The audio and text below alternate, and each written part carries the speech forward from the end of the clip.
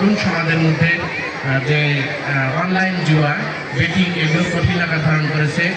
তারপরে আমাদের মুসলমান সমাজে বিশেষ করে দেখা যাচ্ছে যে বিধবা বহু বিবাহ আছে, যৌতুক আছে, এই বিষয়গুলো কিন্তু এখন সমাজে মারাত্মকভাবে প্রভাব বিস্তার করছে। তো সেইগুলো নির্মূল করার জন্য, সেগুলো সমাজ থেকে বিতাড়িত করার জন্য আমাদের মাননীয় মন্ত্রী জনাব আসাদুল হক দুলু স্যার আলোকিত লালমনিরহাটের একটা ধারণা এখানে নিয়ে এসছেন। আমরা সবাই চেষ্টা করব এই ভালো কাজগুলোর সাথে থাকতে। এই ভালো কাজগুলো যদি সাথে থাকে তাহলে কিন্তু আপনাদের শনিদেবের পূজার কিন্তু অর্চনা করাটা আরও সার্থক হবে। তো সেটা আমরা সবার কাছে প্রত্যাশা করছি।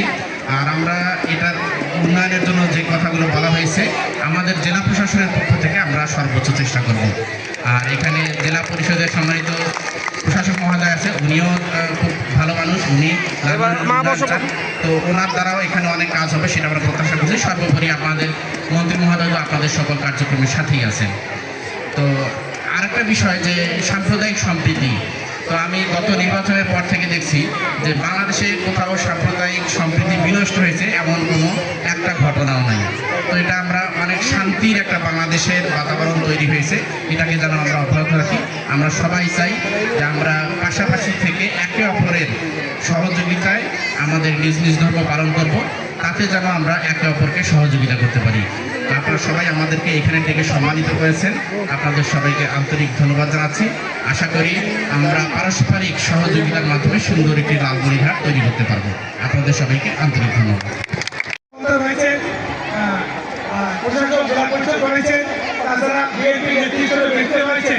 আমি সকলের কাছে বিনীত অনুরোধ জানাবো যে আমাদের এই ঘোষণা অঙ্গনটি একটি মন্দিরের একটি অঙ্গন তৈরি করবে এবং সকল পূজাপর্ব যেখান থেকে অনুষ্ঠিত হয়।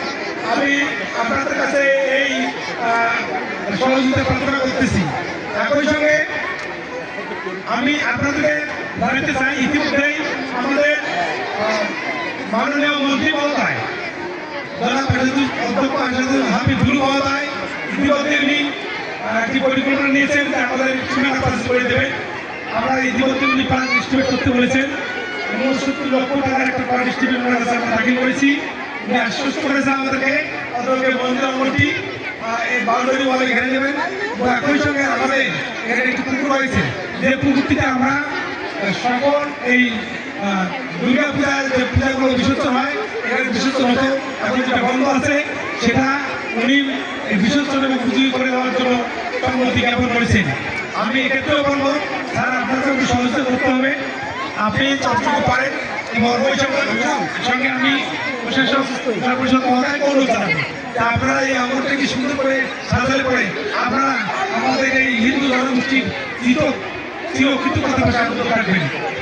সম্মানিত অতিথিবৃন্দ, আপনারা আমাদের মূল্যবান সময় ব্যয় করে এখানে উপস্থিত প্রধান বিশেষ অতিথি হিসেবে আমাদের মাঝে উপস্থিত রয়েছেন লালমনিরহাট জেলা পরিষদের নবনির্বাচিত জেলা প্রশাসক জনাব একেএম মমিনুল হক।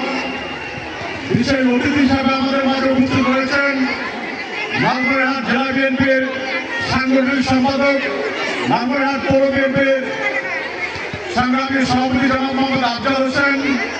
আমাদের মাঝে উপস্থিত রয়েছেন বাংলাদেশ হিন্দু প্রতিষ্ঠান ঐক্য পরিষদ লালমনিরহাট জেলা শাখার সংগ্রামী সভাপতি বীর মুক্তিযোদ্ধা বাবু সুরেন্দ্র কুমার রায়।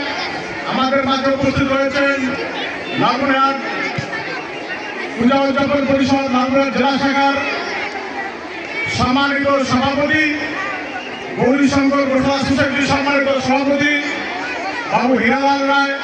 উপস্থিত রয়েছেন লালমনিরহাট এই গৌরীশঙ্কর গোঠা সোসাইটির ট্রাস্টি সহসভাপতি বাবু দুলাল কর্মকার। উপস্থিত রয়েছেন এখানে লালমনিরহাট গীতা শিক্ষা পরিষদের সম্মানিত সভাপতি, ছাত্রীবাড়ি ডিগ্রি কলেজের সম্মানিত অধ্যক্ষ বাবু সুরানচন্দ্র রায়। আমাদের মাঝে উপস্থিত রয়েছেন লালমনিরহাট জেলা কৃষক দলের সম্মানিত সভাপতি নুরুল নবী মোস্তফা। উপস্থিত রয়েছেন বিভিন্ন আমাদের হিন্দু ধর্মীয় সংগঠনের সমাজমূলী সম্পাদক মন্ডলী আমার সামনে উপস্থিত এই মন্দিরের বিভিন্ন স্তরের ভক্তিবতী মা ও বোনেরা সকলকে আমি সম্মান শুভেচ্ছা অভিনন্দন প্রণাম ও নমস্কার জানাচ্ছি।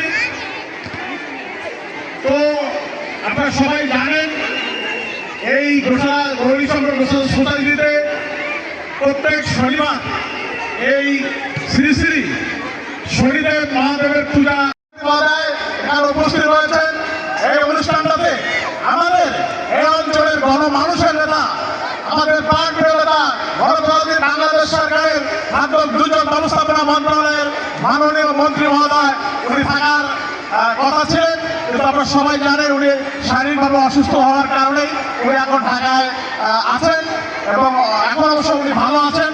আমরা প্রার্থনা করি উনি যেন সুস্থ হয়ে আমাদের মাঝে আবার ফিরে আসেন। তো সম্মানিত ভক্তমণ্ডলী, আমরা বিশেষ করে বাংলাদেশ একটি